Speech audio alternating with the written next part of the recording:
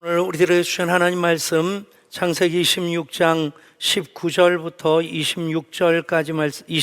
25절까지 말씀입니다.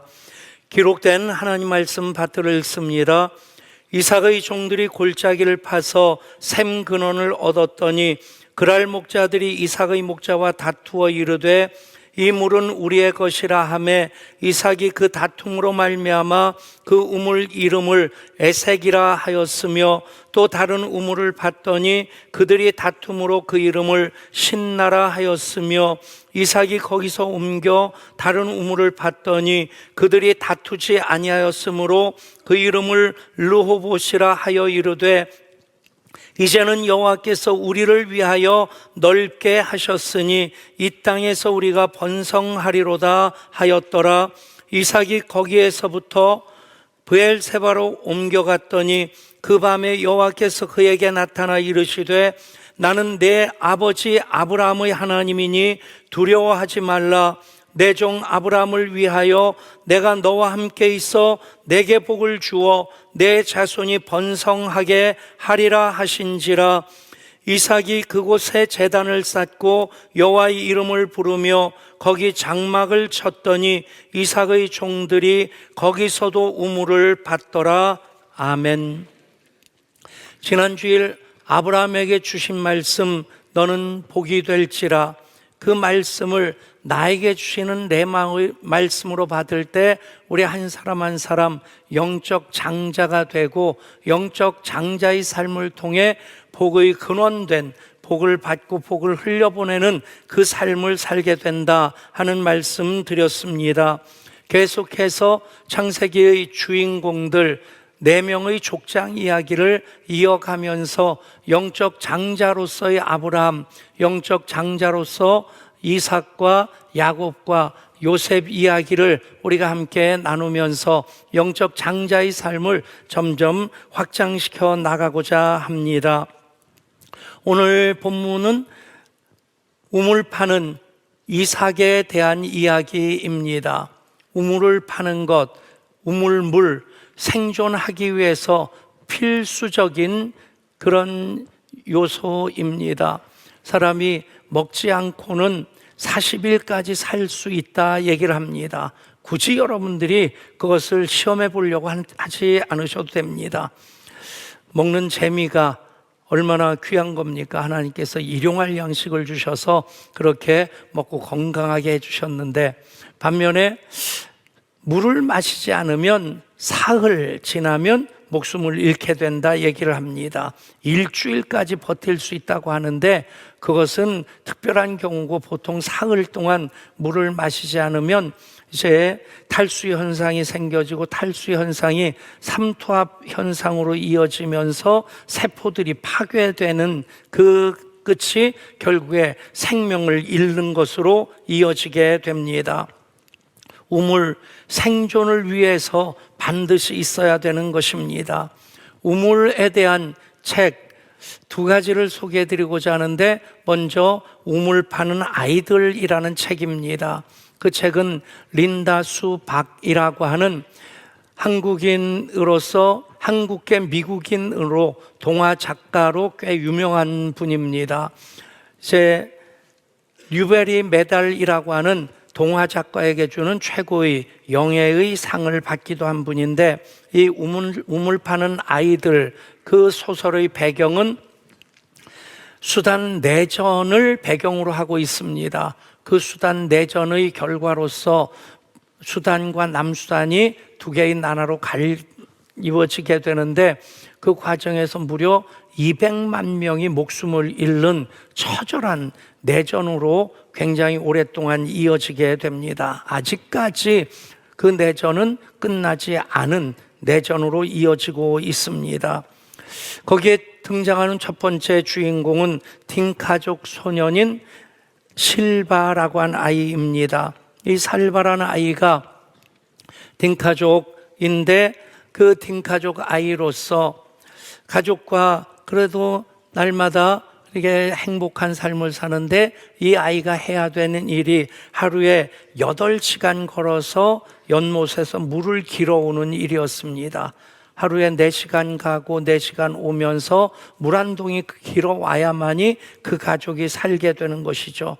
그런데 그 일상이 깨어지게 되는 것이 그 전쟁의 와중에 휘말려서 가족들의 삶의 터전이 무너지게 되고 그들은 뿔뿔이 흩어지게 되고 삼촌과 함께 피난길에 올라서 무려 수천 킬로 걸어가는 와중에 또 삼촌도 반군의 총탄에 의해서 희생이 되어집니다. 그렇게 살려고 처절하게 몸부림하는 중에 다행히 한 미국 사람의 도움을 받아서 미국으로 가게 되고 그곳에서 또 계속 교육을 받고 그리고 나름대로 안정적인 삶을 살게 됩니다. 그런데 이 살바에게는 언제나 그 연못에서 만났던 다른 종족인 누어족의 니아를 만났던 그것을 생각하게 됩니다.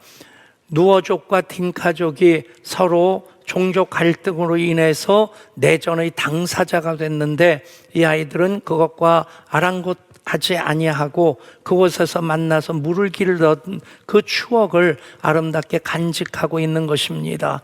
그리고 이 살바가 안정적인 삶을 내려놓고 이곳에 우물을 파기 위해서 다시 돌아오게 되고 우물을 파게 될 때 그곳에서 누어족의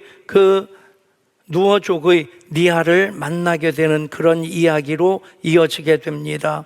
전쟁에 빼앗겼던 어린 시절이고 일상이었는데 우물 파는 그 일로 인해서 종족 간의 화해를 이루게 되고 딩카족과 누어족이 이렇게 두 사람으로 말미암아 전체가 하나 되는 아름다운 이야기입니다. 또한 우물에 대한 이야기는 우물을 파는 사람이라고 하는 이어령 박사의 책입니다. 이어령 박사는 얘기합니다. 나는 영원히 목마르지 않을 그 우물물을 마시기 위해 오늘도 우물을 팝니다. 자기 자신을 평생 우물을 파는 사람으로 소개를 합니다. 학문에 대한 갈증으로 그 배고픔으로 계속 우물을 파지만 파도 만족을 누리지 못하고 또 다른 우물을 파다가 또 실망하고 그래도 포기하지 아니하고 우물을 계속 파던 중에 마지막으로 영원히 목마르지 아니할 그 우물을 파게 되는데 바로 예수 그리스도를 만나게 되고 그래서 창조주 하나님을 믿는 과정으로 이어지게 됩니다. 그래서 영원히 목마르지 아니하는 그 우물을 파게 되었다는 그 이야기를 무신론자에서부터 하나님을 만나기까지 수없이 실패의 우물을 이어팠지만 포기하지 않았을 때 영원히 목마르지 아니하는 우물을 파게 되었다. 그 이야기를 통해서 창조주 하나님을 소개해주고 있습니다. 우물을 파는 아이들, 이야기에 나오는 우물은 생존을 위한 물 이야기입니다. 우물 파는 사람들에서 이어령 박사가 이야기하는 물은 영원한 물입니다. 오늘 이삭의 이야기도 우물 이야기입니다. 우물은 종족과 가족의 생존을 위해서 반드시 있어야만 합니다. 아브라함의 아들로 100세 태어난 이삭인데 이제 받은 복이 얼만큼이었냐? 그 해에 하나님께서 수확을 100배나 거두게 하셨고 창대하고 왕성하여 거부가 되게 하셨다.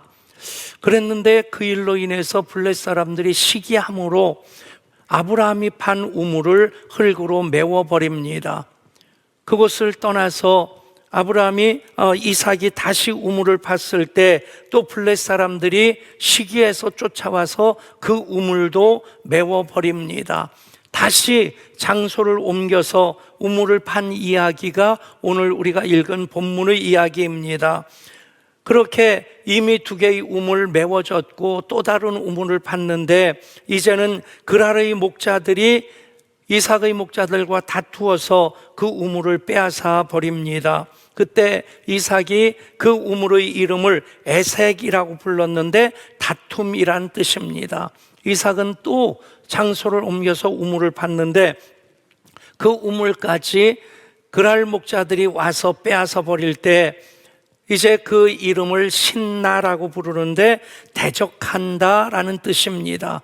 그리고 그 우물까지 빼앗기고 또 다른 곳에 가서 의무를 받는데 이제는 그랄 목자들이 두 개를 차지했기 때문에 더 이상 와서 시비를 걸지 않습니다. 그때 이삭이 그 우물 이름을 르호봇, 넓다라고 하는 그런 이름으로 붙이게 됩니다. 여러분, 이런 과정을 보면 참 이삭이 속없이 사는 사람 같지 않습니까? 이삭이 가장이기도 하고 또 족장이기도 합니다. 아브라함을 통해서 하나님께서 큰 민족을 이루겠다 하시는 일을 이미 시작하셨고 그 종족이 얼마나 번성했는가 하는 것, 아브라함 때에 그돌라오벨과 여러 연합군들이 아브라함을 침략해서 재산도 약탈하고 사람들도 또 잡아갑니다. 조카로 또 잡혀가게 될 때 아브라함이 그들을 쫓아가는데 혼자 쫓아가는 것이 아니라 집에서 기르고 훈련된 318명의 군사들을 이끌고 갑니다. 용병은 돈으로 산 군인들을 얘기하는데, 그런데 지금 아브라함의 318명 그 군인들은 집에서 가족처럼 함께 살아오면서 집에서 기르고 훈련한 사람들이었습니다. 그러니까 그 사람들 그대로가 남아 있었을지 아니면 줄었을지 모르겠지만 이삭에게도 그만큼의 힘 있는 사람들이 있었단 얘기입니다. 이놈들이 하면서 본때를 보여주려고 맞붙었다면 우물 빼앗기지 않을 수 있었겠고 오히려 그 땅도 차지할 수 있었을 것입니다. 그럼에도 성경에서 기록되어진 이삭의 모습 보면 온유한 모습입니다. 그 온유하다라고 하는 것, 그것은 단지 성정이 착하고 부드럽다는 뜻을 얘기하는 것 아닙니다. 성경에서 말하는 온유한 자는 복이 있나니 땅이 그들의 것이미요 라고 말씀하실 때 이 온유라고 하는 것은 프라우스라는 말입니다. 길들여졌다는 뜻입니다. 여러분, 야생마, 사람이 길들이기까지는 그냥 사방팔방으로 날뛰면서 밭도 밟아서 뭉개고 사람들도 뒷발로 차버리고, 그런데 길들여지게 되면 사람을 등에 태우고 원하는 곳으로 갑니다. 로데오 경기에 나오는 소들도 보면 길들여지지 않았기 때문에 그 등에 사람이 올라타는 순간 뒷발로 땅을 차면서 그 사람을 떨궈 버리려고 얼마나 갖은 애를 닿습니까? 만약에 그 길들여지지 아니한 말에게 뒷발질 당한다, 갈비뼈가 나갈 겁니다. 그 길들여지지 않은 소에게 밟힌다, 목숨을 잃을 수 있을 것입니다. 그런데 똑같은 힘을 가지고 있지만 길들여지게 되면 주인에게 유익한 도구가 되어지는 것입니다. 온유라고 하는 것은 성정으로서 착하다 하는 그런 의미를 넘어서서 하나님 말씀에 순종함으로 하나님을 위해서 삶의 초점을 맞추고 내 계획도 내 어떤 의지도 내려놓는 것, 그것을 온유라고 얘기를 합니다. 성경은 이렇게 말씀합니다.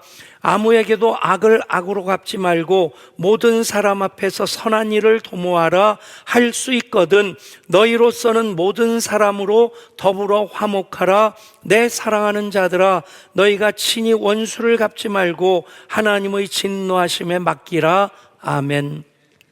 로마서 이 말씀이 기록된 그 시점과 이삭이 살았던 그 때를 생각해 보면 2000년도 넘는 세월의 간극이 있음에도 불구하고 이 말씀이 기록되고 선포되기 이전에 이미 이삭은 그렇게 살았던 사람이다. 모든 사람으로 더불어 화목하라. 너희가 친히 원수를 갚지 말고 하나님께 하나님의 진노하심에 맡기라. 아멘. 사실 저는 목사가 되지 않으려고 했던 이유 중에 하나가 노는 것을 좋아하는 사람이었기에 이렇게 노는 걸 좋아하는 내가 목사가 돼서 성경책 들고 거룩하게 그렇게 걸어 다닐 수 있을까?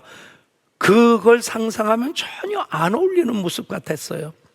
또 저에게 약간의 좀 경쟁심이 있습니다. 그래서 지는 걸 뭐 좋아하는 사람은 없겠지만 지는 걸 좋아하지 아니하고 이기기를 원하는 분들은 이기는 습관이라고 하는 전옥표 장로님이 쓴 책인데, 그분이 삼성 연구소 소장으로 있을 때 쓴 책입니다.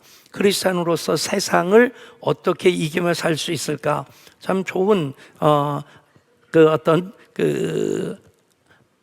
지침을 주는 책이라 생각합니다. 그 책도 보시면 좋겠다 싶은데, 어쨌든 제가 볼링을 치면 그냥 연습 게임 할 때 하고 게임값 내기를 할 때 하고, 저는 제 눈빛을 모르니까. 그런데 다른 집사님이 그러더라고요. 목사님 눈빛이 달라진대요. 그리고 지금은 뭐 그럴 틈이 없고 그러자는 분도 별로 없습니다만은, 개척하고 초창기 때는 우리 집사님들하고 볼링을 자주 쳤습니다. 그리고 나서 이제 편을 딱 나누지 않습니까? 나온 점수 가지고 편을 나누면 언제나 양쪽 편에서 저를 데려가려고 합니다. 절대 목사라서 데려가려고 하는 것 아니고, 게임을 시작하면 점수가 더 잘 나오는 사람인 걸 아니까 데려가려고 합니다. 그래서 게임값을 내본 경우는 별로 없습니다. 한 번은 목사님 한 분을 옆에 모시고 이제 운전하고 목적지까지 갔는데, 내리면서 그분이 그 얘기를 하더라고요. 목사님은 앞에 다른 차 가는 것을 기분 나빠하는 분 같아요. 사실 몇 번 추월하긴 추월했었는데 그렇게 와일드하게 몰진 않은 것 같은데, 요즘은 안 그렇습니다. 아무튼 뭐 경쟁하는 것, 기왕이면 시합하면 이기면 좋겠다 싶은 마음인데, 우리 교회 개척 초창기 때 전국중앙교회랑 친선 시합을 2번 했었습니다. 체육대회를 2번 했었는데, 축구도 하고 발야구도 하고 개주도 하고 뭐 피구도 하고 그렇게 했었는데, 첫 해를 했는데 우리 교회가 다 졌는데, 그냥 진 게 아니라 축구도 0패, 발야구도 0패, 그냥 1점도 못 내고 친 거예요. 그래서 그랬습니다. 어쩜 그렇게 이기려는 마음이 없냐? 이기려고 좀 해봐라, 이 멀캥이들아. 그러면서 그 다음에 또 했습니다. 다 졌어요. 근데 어떻게 다 지냐? 그랬더니 한다는 말이, 목사님 그래도 0패는 다 모면했잖아요. 축구도 1점은 냈고 발야구도 몇 점 내서 지긴 졌는데 점수는 냈다고. 한번 생각해 보니까 약 오르는 거예요. 그래서 동생에게 우리 목사들끼리 다 엎어치기로 마지막 우리 둘이 달려가지고 이긴 사람이 모든 거 다 이기는 걸로 하자. 그리고 동두천 초등학교 운동장을 둘이서 달리기 시작했는데, 제가 2살 형이니까 그러면 빨리 달려가야 될 텐데 2살 차이로 시간이 가면 갈수록 벌어지더라고요. 아, 이러면 안 되는데 젖 먹던 힘까지 다 짜가지고 그냥 달리다 보니까 조금씩 좁혀지는 거예요. 야, 이젠 따라 마실 수 있겠다 하는 그 순간 갑자기 하늘을 나는 기분이 들더니 앞으로 타고 퍼진 거예요. 아, 그때 딱 2가지 생각이었어요. 아, 창피해서 일어나기 싫다. 그리고 또 하나, 주님 기왕 오시려면 지금 오시면 안 됩니까? 여러분, 그랬는데 예배당 치면서 쉬었겠습니까? 더더군다나 근거도 없는 그런 것으로 민원을 내는 사람들 때문에 목사가 사람을 미워한다는 것이 얼마나 힘들던지. 그러던 중에 입당하고 우리 목사님이 앞에 아파트에 신방을 갔습니다. 갔다 와서 씩씩대는 거예요. 이 양반이 해병대 출신인데 씩씩대면서, 목사님 누가 교회차 유리를 벽돌로 깼어요 그러는 거예요. 뭐 깼으면 바꾸지 뭐. 그랬더니 그냥 관리사무소에 가서 누가 깼는지 CCTV로 좀 보여달라 그러니까 거기서 직원이 한다는 말이 왜 거기다 차를 대서 깨게 만들었냐고 얘기를 하더라는 거예요. 그 얘기를 하면서 막 그러는데 저도 그 얘기를 듣는 마음이 불편한 거예요. 가만 생각하는데 그 생각이 딱 드는 거예요. 아, 여기가 선교지구나. 선교지인데 내가 같이 돌 던지면, 교회가 같이 돌 던지면 선교는 안 되지. 내가 돌을 맞아야지. 교회가 돌을 맞아야지. 여러분, 지기를 싫어하는 사람인데 그런 마음을 가지니까 마음에 평안이 오더라고요. 그리고 더 중요한 것은 하나님께서 하셨습니다. 하나님이 그런 오해들도 다 불식시켜 주시고요. 하나님께서 부응하게 해주셨습니다. 여러분, 이삭의 삶과 아브라함의 삶을 비교하면 아브라함은 믿음으로서 영적 거장으로 그 모습을 우리에게 보여주고 있다면 이삭은 온유함으로 믿음의 거장으로서의 그 모습을 보여줍니다. 물론 아브라함이 불의에 대해서는 그렇게 집에서 기르고 훈련시킨 병사들을 데리고 가서 그 빼앗겼던 재물도 되찾아오고 또 포로로 잡혔던 사람들도 구출해오는 그 일을 합니다마는 이삭은 성품으로서 온유한 사람이기 때문에 싸우는 데 익숙하지 않습니다. 여러분, 이런 사람들 세상에서도 별로 인기가 없어 보입니다.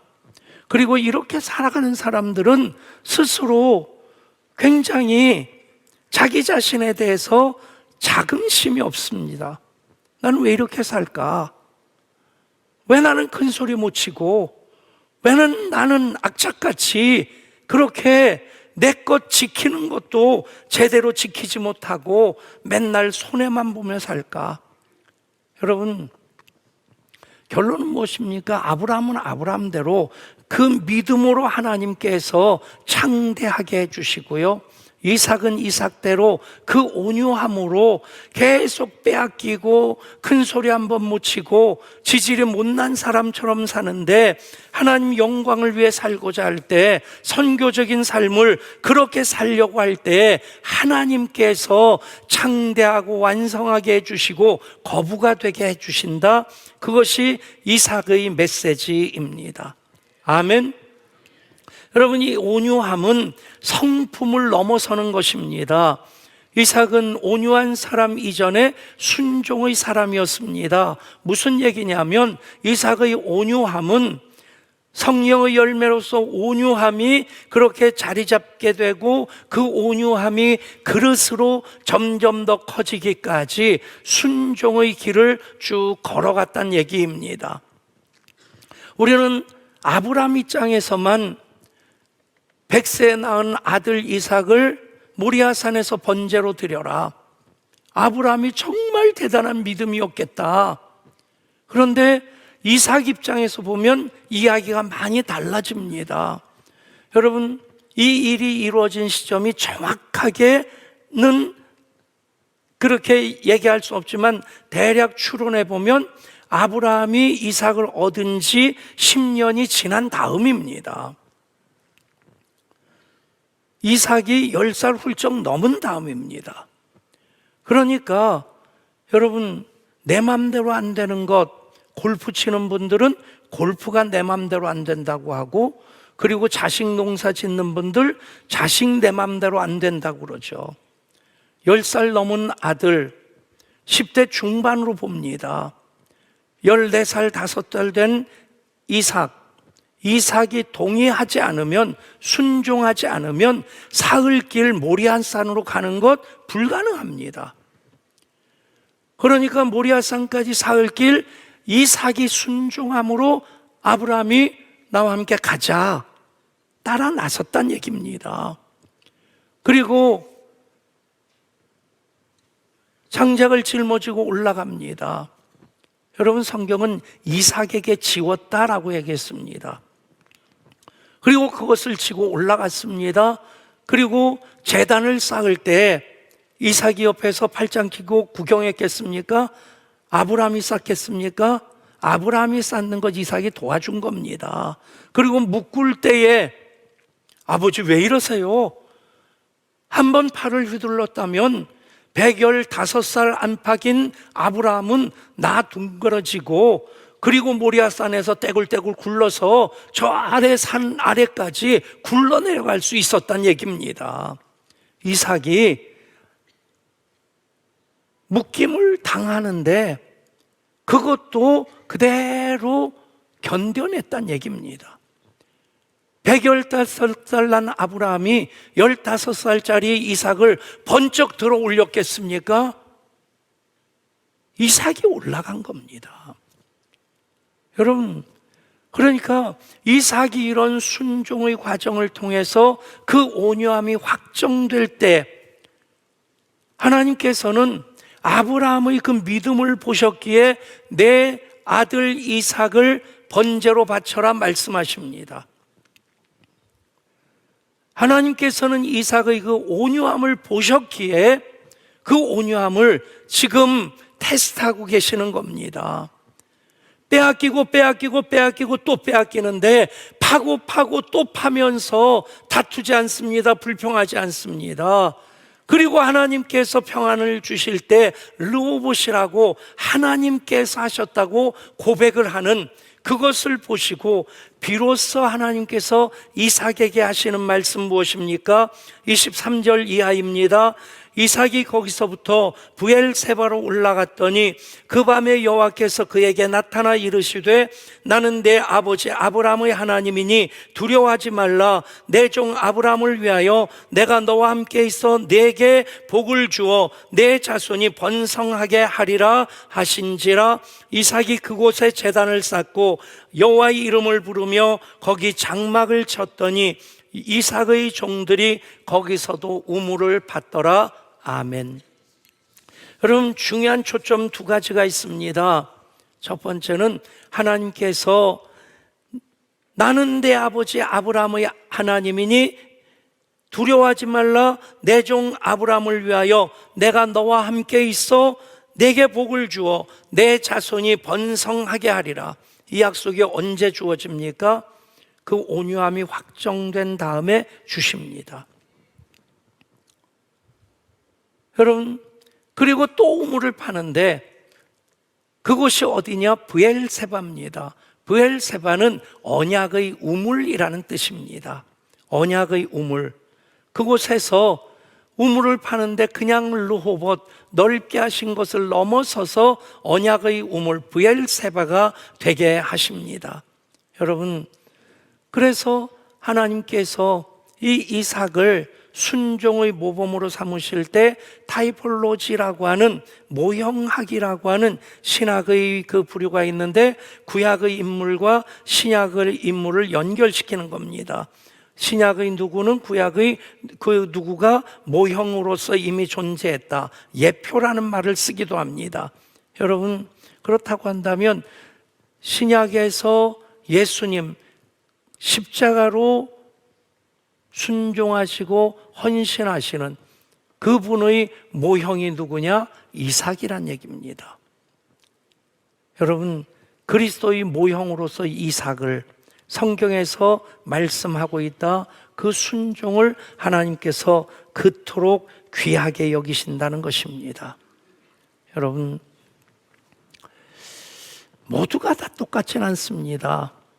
어쩌면 MBTI로 나누는 성향도 각각이듯이 성경의 인물들, 한번 여러분들이 구약의 4명의 족장 아브라함, 이삭, 야곱, 요셉 이야기가 이어질 때 나는 누구와 같을까, 누구와 비슷할까 하는 것 생각해 보시고 나와 비슷하다 생각하는 그분을 여러분들의 타이포로지로 예표로 삼으셔서 그분을 닮아가고자 할 때 우리가 모든 것 다 갖추면 좋을 것입니다만은 영적 거장으로 이미 세우신 하나님이십니다.